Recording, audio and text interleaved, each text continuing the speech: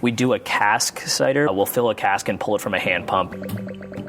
Hello, my name is Ria Windcaller, and I am the producer and cider MC of this weekly podcast, where we speak with makers, cider enthusiasts, and folks within the cider trade from around the world. Hip, hip, hooray! Bringing us into episode 492 of Cider Chat was Zach Kaiser.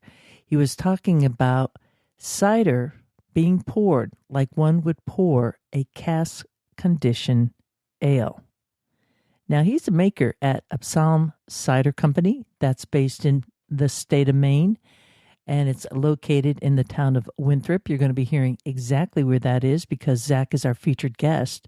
But I want to first go back to cider being served as cask. What? Okay. Yeah.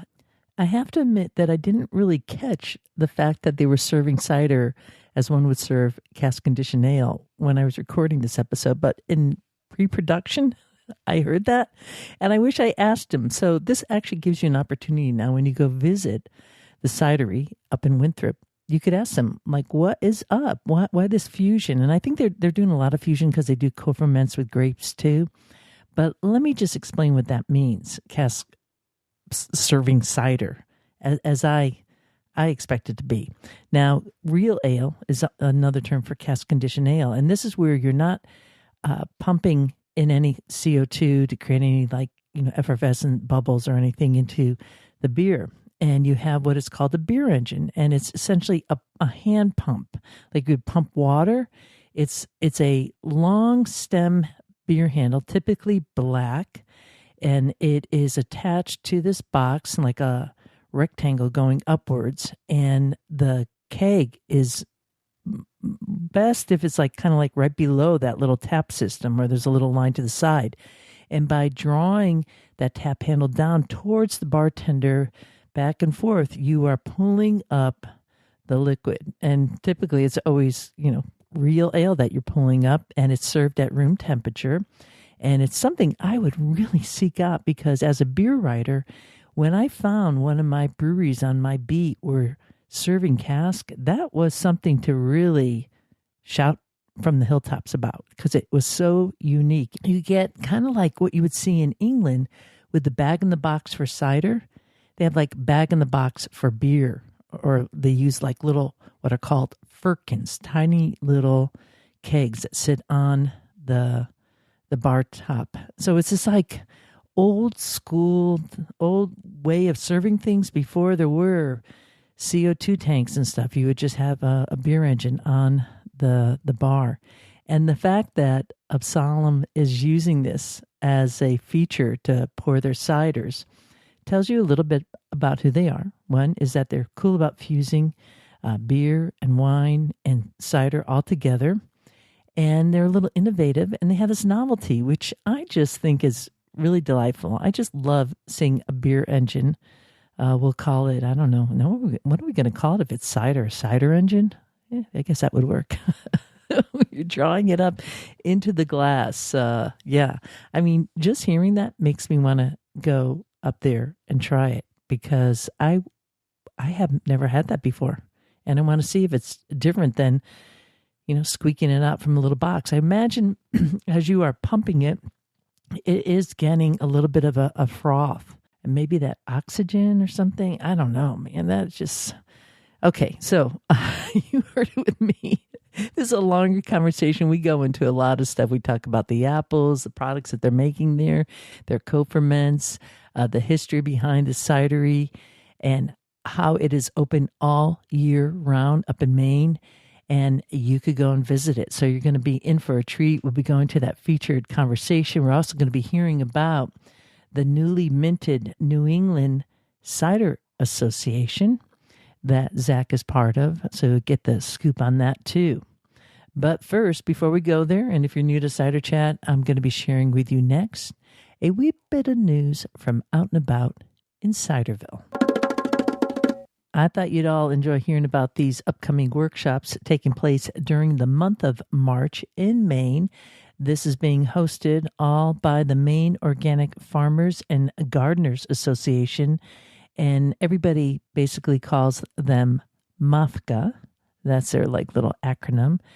And they have some really cool workshops for all us appleheads. Starting on March 7th, they have an apple tree pruning workshop. That is like a morning workshop, and there's going to be multiple locations, and it is free. On March 21st, they have an apple tree pruning workshop. That is also free. There's 10 a.m., 12 p.m., or 1 to 3 p.m. And then on that same day, March 21st, bringing back an old orchard, multiple locations. And then on March 29th, a seed swap and scion exchange. And that is where you get little pieces of wood from an apple tree. That's what scion is. And you're able to graft your own apple tree.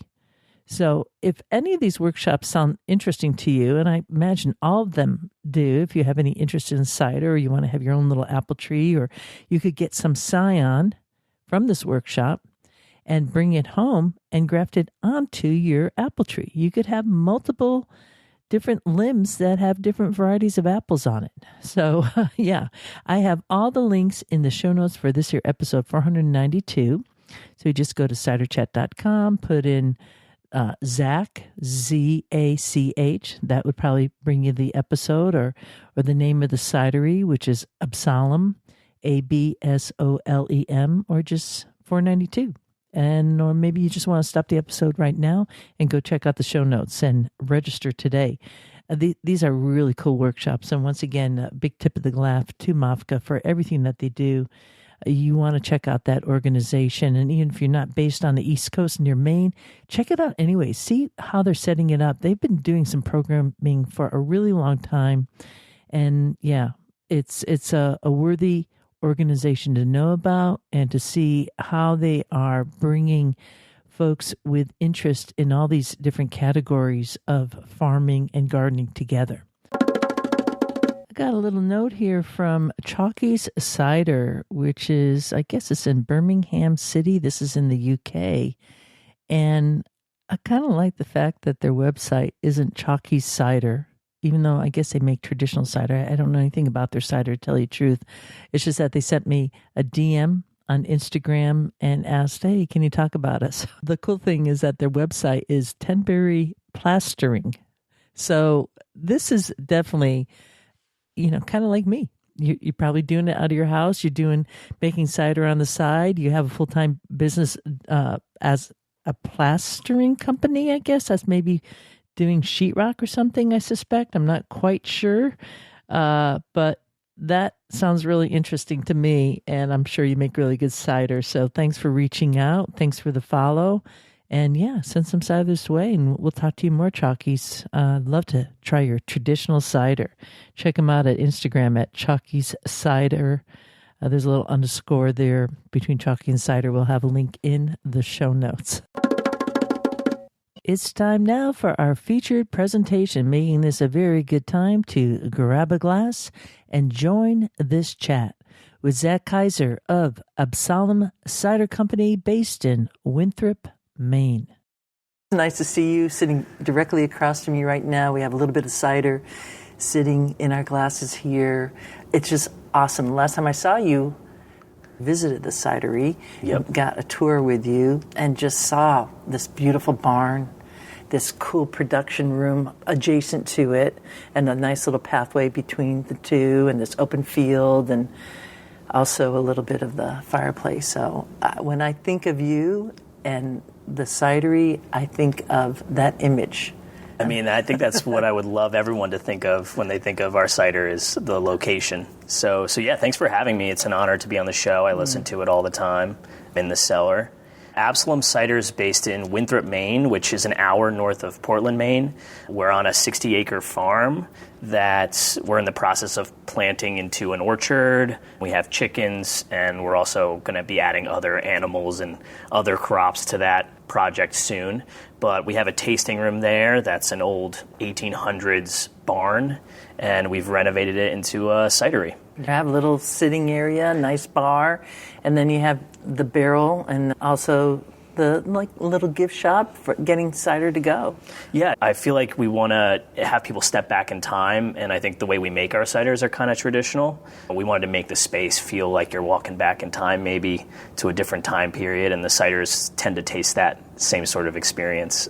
We sell throughout Maine, for the most part, our ciders, and I make all of the ciders on site in that small production shed right next to the barn.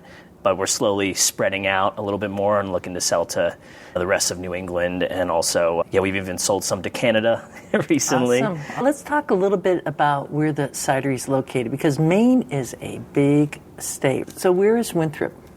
So Winthrop is, you go up right up 95 from Portland, about an hour, and you're going to be right kind of in what they call the Lakes region, the central region of Maine, kind of before you get to even the more northern, huge parts of Maine where there's great hiking and mountains and the end of the Appalachian Trail. We're kind of just before that.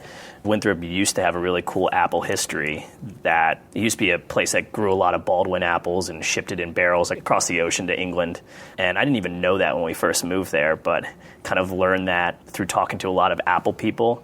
And I think we're really lucky because Maine has this amazing apple community, historians like John Bunker and organizations like the Maine Heritage Orchard, who's kind of protecting a lot of the heritage apples that have some cool eating and cider history to them.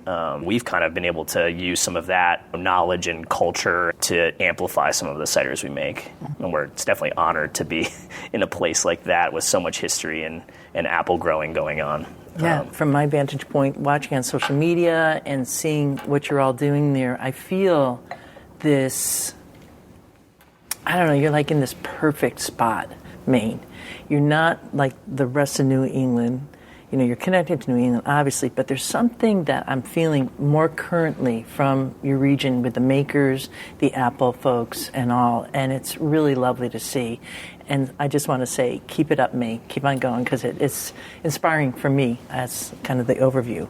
So you're not too far from Portland, about an hour north, on a dirt road. What do we got there? Yeah, we're kind of on some back roads, kind of some hills you ride up and down, and there's a lot of orchards actually around us that we work with in our region, but it's definitely like a summer destination for people who want to go fishing on the lake, or they want to have that Maine retreat that everyone loves. Part of the reason why we did this is to be out in the woods, have a little bit of our independence, find ourselves in the woods, as I like to say.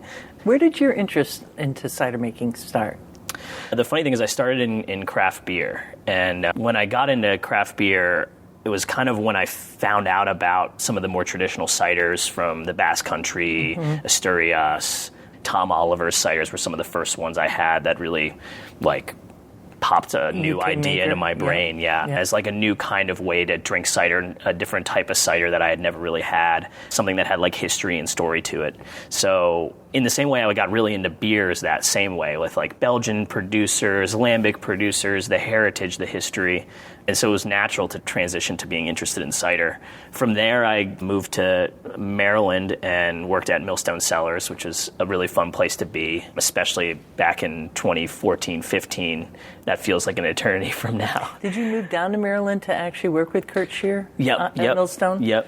Wow. And I was really into the local food movement too, which I feel like Millstone was very, very much about, that kind of sourcing everything within 100 miles, really like being focused on that identity as well.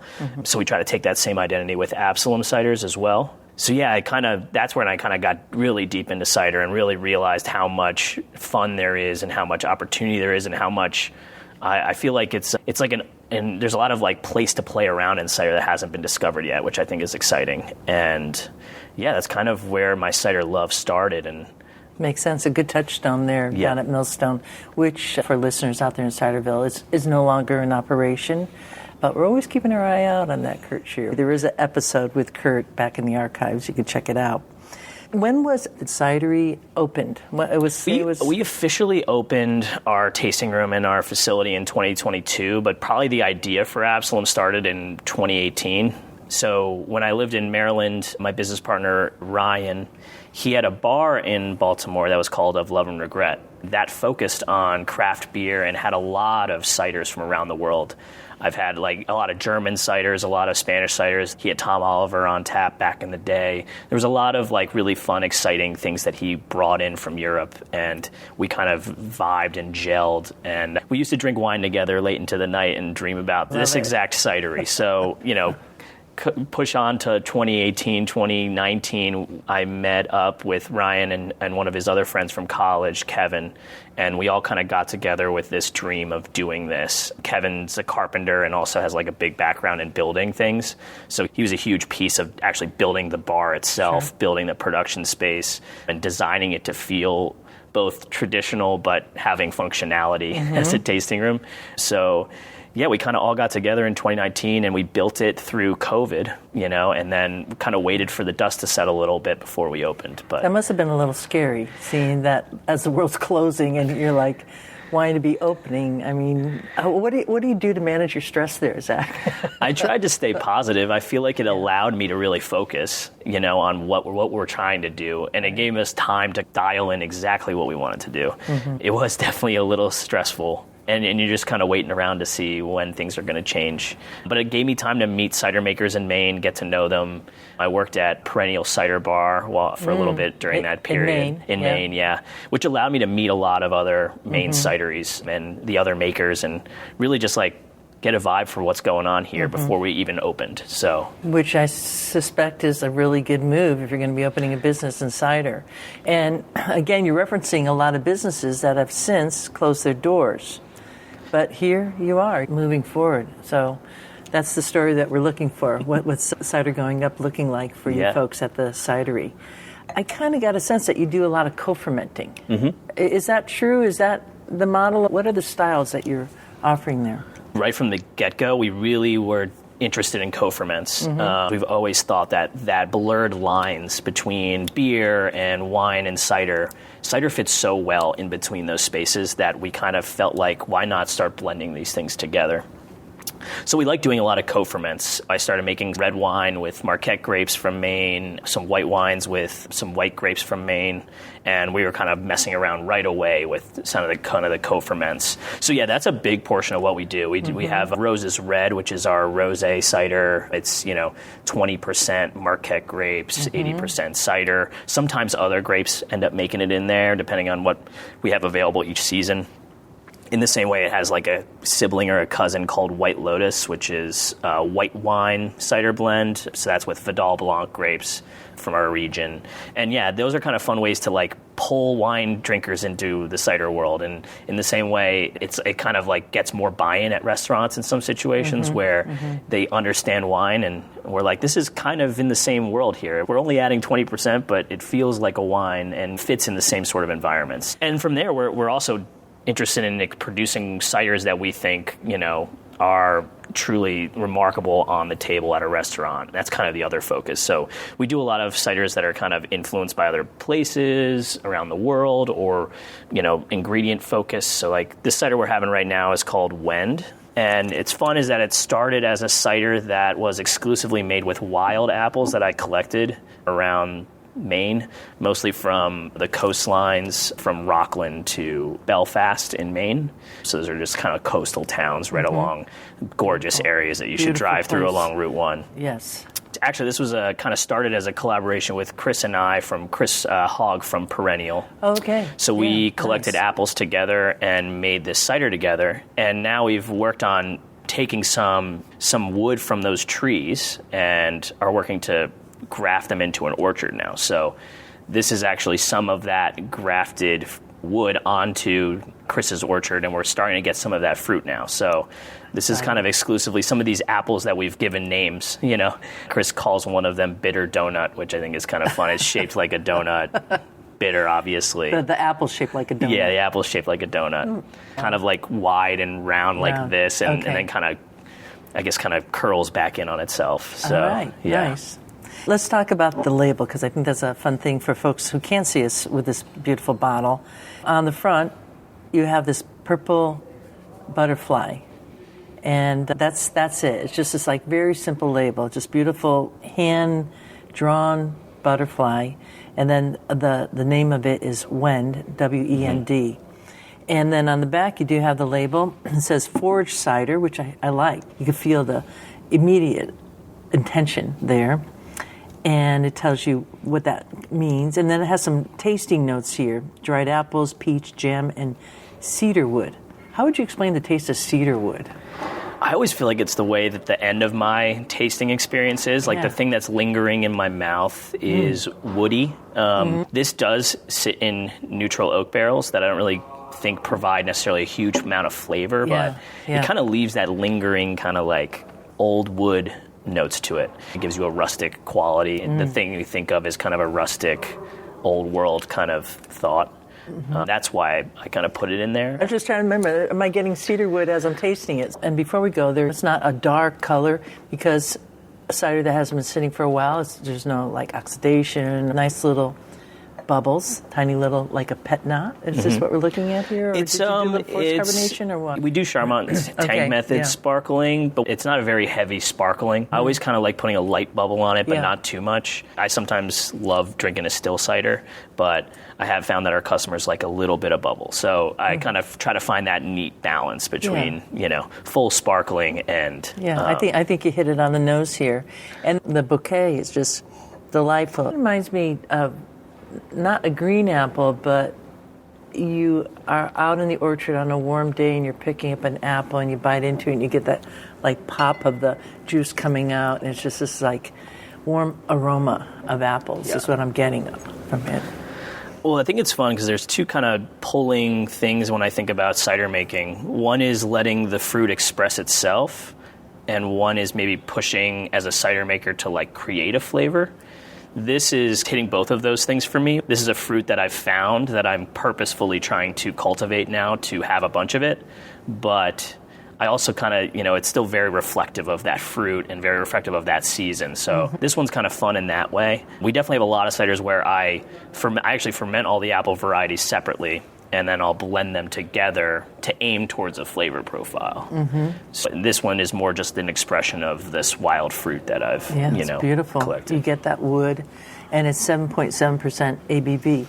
What is your range there for your ciders? Yeah, I mean, sometimes Maine, because of its cold weather, sometimes has actually like really low brix fruit on occasion. So I've had some situations where, we're kind of in the 6.5 range, but can also range up to 8.4% alcohol. And then when we start talking about the co-ferments with grapes, we can get into the much higher. Yeah. How about yeast? Most of our ciders are made with native yeast fermentation.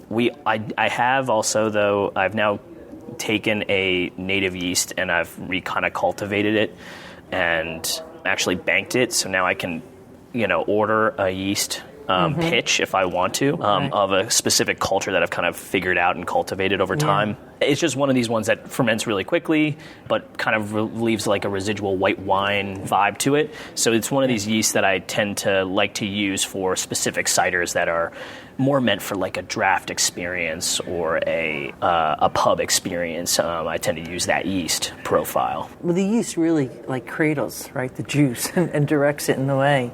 And I'm feeling like I'm in Maine. You're like the terroir is being really expressed in the glass. You do malolactic fermentation? Yes, we do. We do some of that. Yeah. That's kind of more. I'm going to let it go that way. And there's some situations like especially kind of in the oak, right? Yeah, especially in our oak. We also have a Foeder. We also have a couple amphoras. So those tend to do the malolactic a lot of times on their own without much influence. I love the creaminess that I'm getting. And I just want to say for listeners, when you get a bottle like this, you have that first sip, let your palate adjust. And my palate's still adjusting. What I'm really noticing with the cider, it's evolving as we go through each sip. So you get deeper and deeper into its structure, and that's a delight. This is not a one-dimensional cider by any means. And that's what I was noticing what you're doing up there is really this like bigger scale of offerings for flavor in the palate, which is super exciting for the drinker. I want people to keep going back and rediscovering it, feeling like it's almost different every time. But so mostly things go through malolactic. When I use that yeast specifically, sometimes it doesn't go through malolactic. It'll kind of still stay more malic in its profile. So that's kind of where I differentiate them. One that has that pitched yeast that I've cultivated myself off of a native ferment, and then one that's more of a natural fermentation. Yeah, so really well done. So native yeast for the most part, with your own kind of like subculture now that you're working with it. And with the beer, are you doing any, like, you mentioned wine in that middle ground. Are you working with any kind of like Saison yeast or doing hops? I am working on a hop cider, but we are actually working on a couple beer cider hybridized like projects. Yeah, with some other breweries that we're good friends with. So we actually did sort of one with Garrison City Brewing in New Hampshire. They did a smoked beer that we pressed apples specifically for, and they added it to it and kind of co-fermented them together. So that was kind of a fun project. So we're kind of doing some of those things. We can't legally make the beer at our place ourselves. Sure. But we do like doing it from like a friend-to-friend standpoint and trying to discover flavor within that space. Yeah. Very cool. Is there any specific, like, flagship ciders that if somebody who's coming up or they're going to order something online, what would you direct somebody who's a total newbie to the cidery? So the three ciders that are kind of our key brands is the Roses Red I mentioned earlier, which is about 20% red wine, 80% cider. And I tend to use black twig apples in that, which is kind of fun and nuanced and different. Sometimes other apple varieties get in there, but that's kind of that expression. I have White Lotus as well. Right. That one tends to be a golden russet apple expression blended with 20% white wine, which I think is a great, fun. It kind of plays in this, it's totally in a white wine space, I think. A lot of people will put it on menus at a restaurant in that same exact kind of position. Nice. And then Float Away is kind of our expression of a New England farmhouse cider, however you might think of that. Part of it's aged in neutral oak barrels, part of it's aged in stainless steel tanks, kind of gets all blended together, and it kind of features some of our favorite heirloom apples: Ashmead's Kernel, Golden Russet, Northern Spy, Esopus Spitzenberg, Newtown Pippin. It kind of features all of those apples together, and that's kind of a great. It has some acidity to it, but it also has a little bit of tannin. But it's it's definitely something that is my everyday drinker, I guess. Cider should be drunk every single day. I think it goes well with the day and the food that you are experiencing there. So here we are, 3 flagship ciders, and then these collaborations. We're looking at Graft. You have this barrel program that you're doing. Anything like a Sidra? Yeah, we specifically use that Foeder to age our like Sidra style ciders. Yeah. Each of them is kind of us trying to recreate a flavor like that, but with local apples. So Atlantica, it's an ode to Asturias a little bit, just some of our favorite ciders from there. But we're using Calvo Blanc apples. French apple. Yeah. Not a Spanish apple. Not a Spanish apple, and grown in Maine and Northern Spy. So we're kind of trying to get to that same place using what we have here. And I think it does a great job of like, it's kind of ocean spray, Saison-like actually, almost has a little bit of acidity, but not too much. And then we also have Altamira, which is another cider we make that's almost exclusively Newtown Pippin. Sometimes other things are sprinkled in there. And we think that it's kind of a great Basque expression almost in our brain. But they both kind of live in the Foeder at some point in the year. So I think when I was there, we did like a little like long pour. Well, the penny or if you will or whatever, and then you drop the glass down, you catch a little sip just like you would in the Basque country or Asturias. So. And that barrel sits right in the middle of the room because we really want to like show people when they walk in like this is how cider was made, that this has a long history. It's not just a new thing. I think your partners in this project and the setup of the cidery is super, super inviting. The whole layout is just lovely. It's worth the visit just to see that orchestrated and then, dovetail that with good product. It's a win. We're trying. Yeah, you're doing it. You're working it. I can feel it 100%. How much snow do you have up there now in February? Oh, man, the snowbanks are pretty tall. Definitely at least a foot around right now. Okay. Just sitting around. That's not melting anytime soon. Just a foot isn't much. I thought you might say up to your knee or something. We've lucked out this year, actually, where I think all the storms have been a little south of us, But yeah, we do have to deal with that all the time. And it's definitely, we have our tasting room open all year round. All year round. Wow. So we do have to handle that. And what are the hours typically? Do they change for the winter? We are open year-round Wednesday through Sunday. My goodness. And we've kind of garnered, it's kind of fun, is our bar has become more of like a local bar that happens to have 12 ciders on tap. So I need to move to Winthrop. Yeah.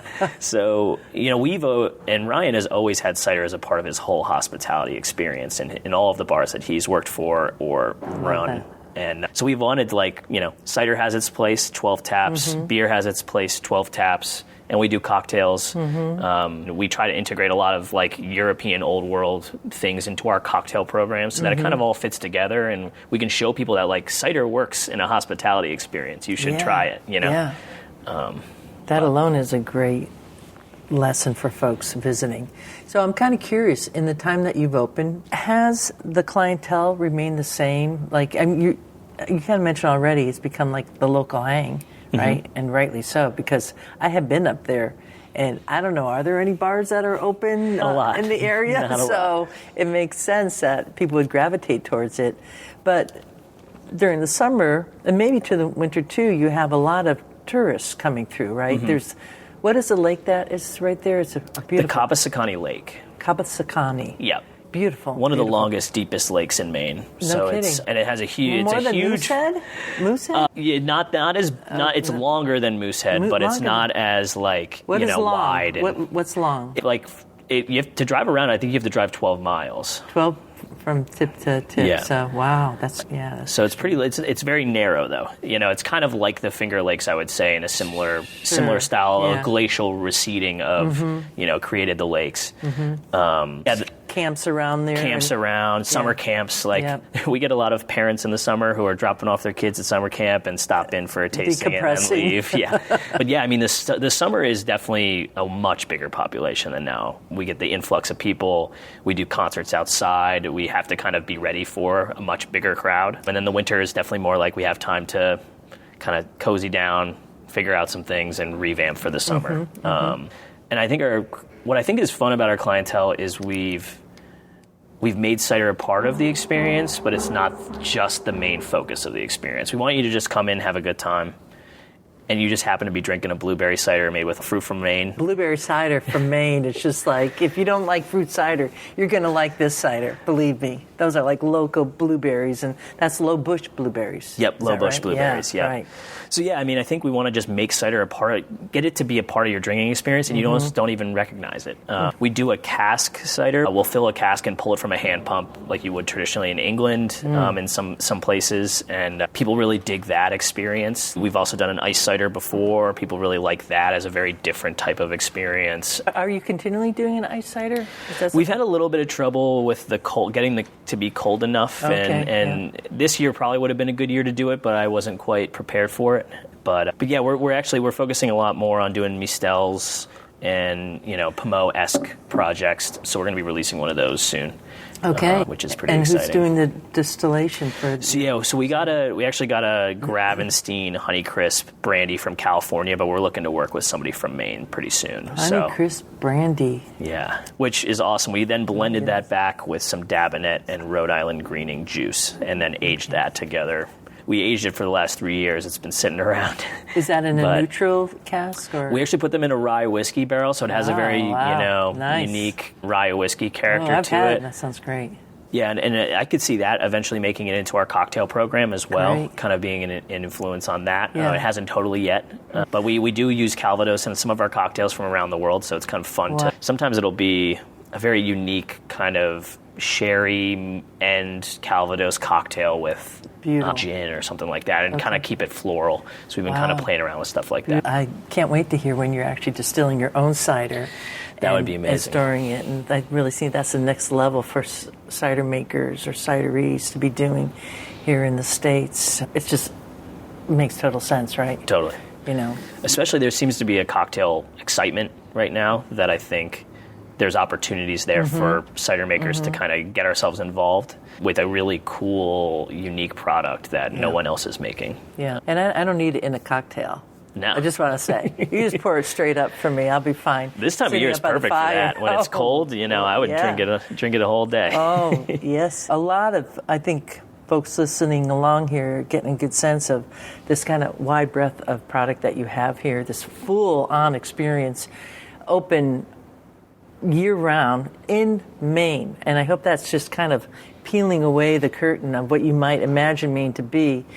Is there lodging and folks who are coming up cruising Yeah, through? actually, the people might know the Maine Cabin Masters TV show. They're actually opening a bed and breakfast right down the street from us. Oh. It's going to be designed by the Maine Cabin Masters and all that. So definitely, if you worry about having a couple too many drinks and want to hang out for a weekend, there's places around.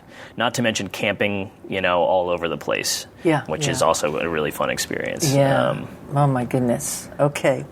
Geez, it's been a while since I've been up there. I'm trying to think what year it was. I was up there 2020. 2 years ago, at least. Yeah, 2 years. Yeah, I think 2 years ago. Just beautiful. So you have lots of events. Let's talk about some of the events that you offer through the year to kind of keep people going, other than just having an open bar in the winter. Yeah, we do a lot of cider releases where we kind of pair up a menu that kind of meets that same release. So every year we do a German-style cider, which was actually my first cider experience as a drinker when I lived in Europe during college and got to visit that area of Germany, and experience the whole German cider experience in Frankfurt. And that, I think I didn't really recognize it as a 20-year-old drinking in Frankfurt, that it had this whole culture behind it. But now after the fact, I've really attached to it and gotten really interested in it. So we release a cider that's inspired by that, made again with local apples. So we do Newtown Pippin, Northern Spy, and we usually add one other apple to the blend every year. That's aged in stainless steel tanks, and we release it every September.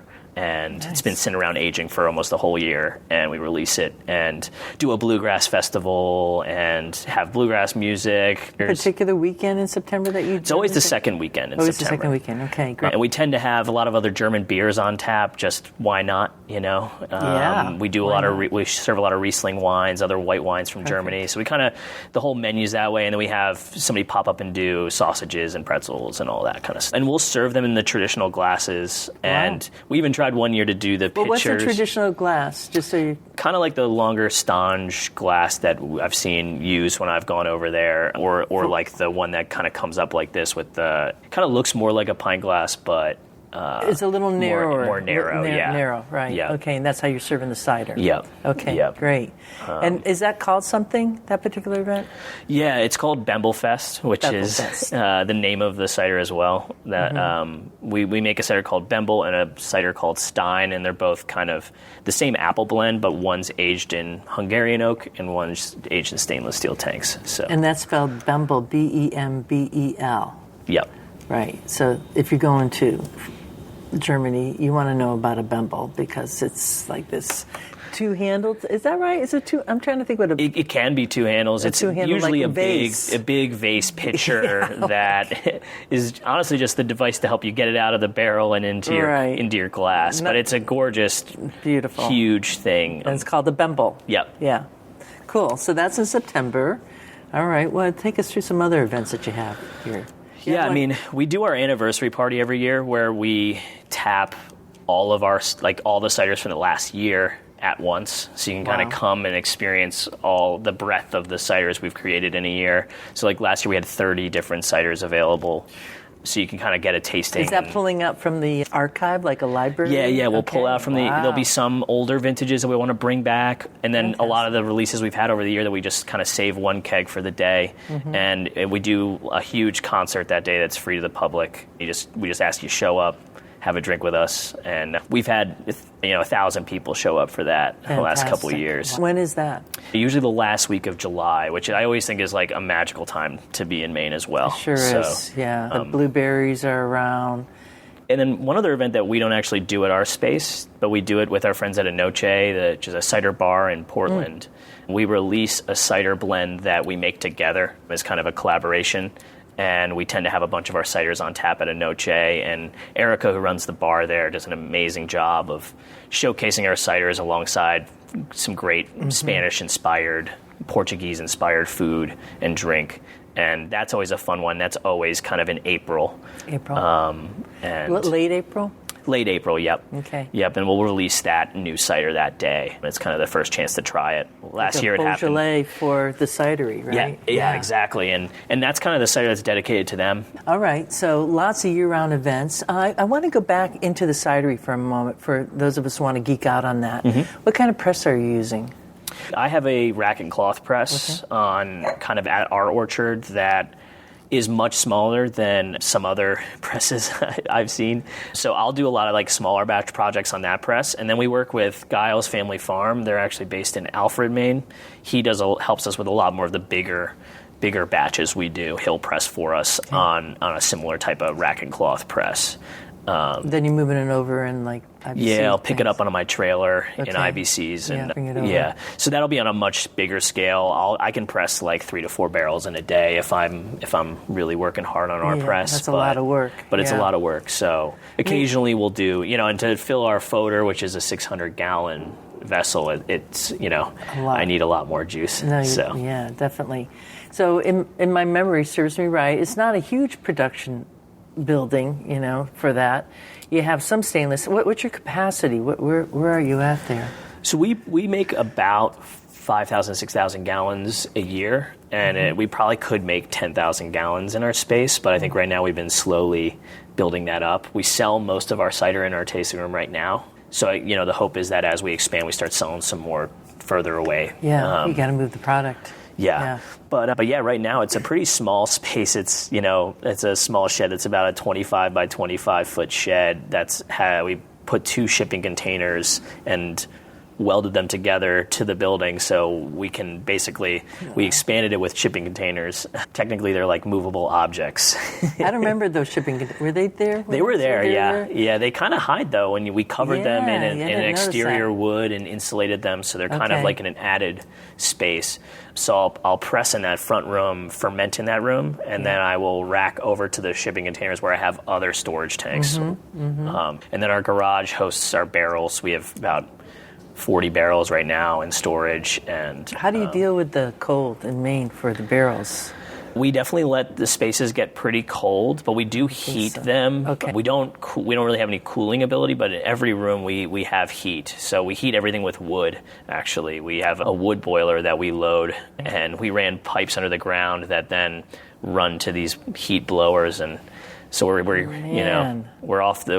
kind of off fossil fuels, which is one thing we wanted to really be off of, is kind of be independent from that and use a renewable source for some of our power. But I would say, it's not like you don't have wood around there, but that was some really good forethought, in setting that up.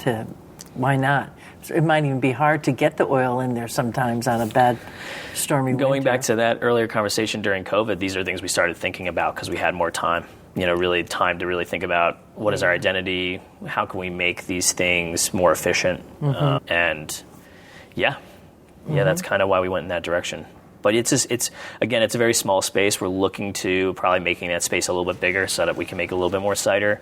We don't envision ourselves being a very big cidery, but we'd like to make a little bit more. I'd like to have Roses Red and White Lotus and Float Away not run out every year. Well, that's how popular it is. So, that's a good thing. At least it's moving out the door. That's true. In terms of like the 5-year plan, what I'm hearing is expanding your product line out to a broader audience.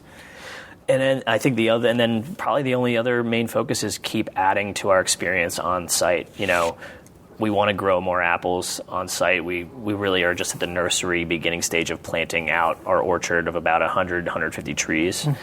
Build that into the experience of being able to walk through the orchard, experience that. Yeah. We'll probably add animals to this mix as well, sheep and goats and things like that. Have the farm experience be a part of our hospitality experience.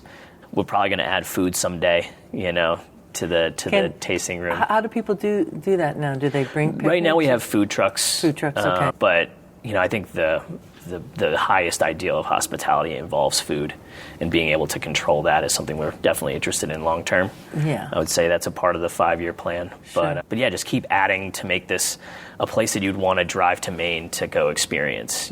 Keep adding to it to add new levels to it and make it a unique place to come visit. Yeah. I could hear everybody out there, they're kind of drooling at the thought right now, everything we're talking about, and wish you were here enjoying the cider with me right now. But sorry, you got to go to Winthrop. Yep. Or start asking your local, we would call it in Massachusetts, your package store, wherever you might be, to bring it in. Right? Yeah. We'll have connect the dots at the show notes for this here episode. Let's talk about another topic here that you're involved in, which is the kind of newly minted New England Cider Association. New England doesn't have a regional guild, if you will, for the 5 states. We have New York to the west of us. They have their association, and we have Michigan and stuff. And so New England, which probably is going to really surprise people, has no association until now. We're at the beginnings of it. So what can you tell us about that? Yeah, I mean, I think this was a conversation that kind of started last year when I was meeting up with Eleanor from Eden Ice Ciders, Shannon from Stormalong, and Pete Endress from Bird Dog. We were kind of talking about wanting to bring together a little bit more organization around the effort of telling the story about New England cider, because I think New England has some of the most intriguing stories and history about cider and apples that need to be told. And I think they have some of the best cideries in the country, making some of the best cider in the country. And, I think part of it is telling the story. Part of it's planning events together, bringing a bunch of states together to really, showcase what we're doing. And also to promote just generally our ciders everywhere else in the world or across the country, show that we're onto something here and that we're really making something. And it also, we want to tie it to making cider with New England apples. So really focusing on kind of connecting those dots as well. That was a discussion we were having last year. So all 4 of us have been getting together and working on a way to organize ourselves, a way to slowly kind of integrate what we're going to be doing together. The idea is to have each of the states really have a voice in that room, have cideries, both big and small, have a huge voice. So making sure that we have, a very balanced, even identity of, helping everybody out in the industry. And then from there, we want to work on making cool cider trails through Vermont and, design these amazing trips that you can take throughout New England, visiting all these places. And, one of it's to plan a really cool festival in New England and Cider Fest at some point. But as of right now, it's like, we're going to announce it at CiderCon this year and start getting the word out about what we're trying to do and start gathering members to get involved. So, and we want the input from all these members. We want to know what do we think we need, I see supporting marketing what we're doing. I see supporting events that people want to put on that support what our vision is, supporting connecting people to really great apple orchards and growing more fruit for cideries specifically. And then just telling the true, really special story we have going in New England. And when we all band together, we have about 200 plus cideries in this region. It's a powerful, sizable group that I think, we should be having more of these conversations together, Yeah, an association is a way to bring the community together. One of the things I think of note listeners should know is that New England has a lot of orchards, but they aren't these 1,000-acre orchards. They're much more small and tidy, and there's orchards that have been abandoned that have been slowly being brought back. I happen to think Massachusetts has one of the most spectacular museum orchards ever at New Salem Preserves there. And you have this history that you're talking about, but it's this kind of the classic like New England thing is we're kind of all like working and just, get a little bit insular. And I think this is probably true anywhere in the world. So what a great time to really move into like an association, bring it together to open up the doors, because we have cider makers like yourself who are now really up-leveling the whole scene. So it's a good time. Well, when you get a critical mass of people that can have a voice together, you can really make big changes happen. And I think when we're all kind of individualized, we can't concentrate that voice enough. You know, I envision a place where, and I've seen this with a lot of the brewers in the state of Maine, where they've gotten together and they've focused on growing grains specifically for beers in their region. And that actually amplifies the story, the message, and amplifies the economy locally. Yeah. And I think we could have a similar voice with the apple growing community in New England that I'm excited to see where it can go and you know, get everyone involved in as much as we can. We want to try to involve as much people as possible. We want to have some allied members that can be orchards or suppliers. Enthusiasts? And enthusiasts as well. Yeah. So I think there's a big portion. We want to get enthusiasts involved to help us spread the story as well, you know. Right. And also, if they want to learn how to make cider at home, we want to help them do that as well. The more enthusiasts we have, the more of a true industry we have. So, yeah, I think the Common Ground Fair, which is one of the amazing fairs around, has been going what seems like forever, pulling people from all over. It takes place in Maine. So sitting across from a Mainer right now talking about this, it gives me a lot of hope to hear that this is going on. I feel like the momentum's there. So bravo, and we'll be following the story. Yeah, we'll keep filling you in on what's going on and keep you in the loop. So great. Yeah.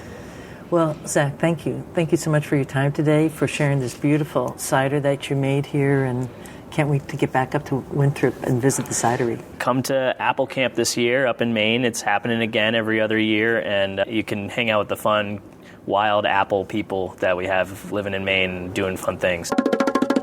Go to ciderchat.com, episode 492, and you will find the show notes for this here episode, along with all the links to seek out Absolem Cider Company, the New England Cider Association, and also those upcoming workshops with MOFGA, all on apple pruning, scion, good stuff there, reviving an old orchard, and of course, Chalkys cider. And wouldn't you know, there's also a link for Totally Cider tours too.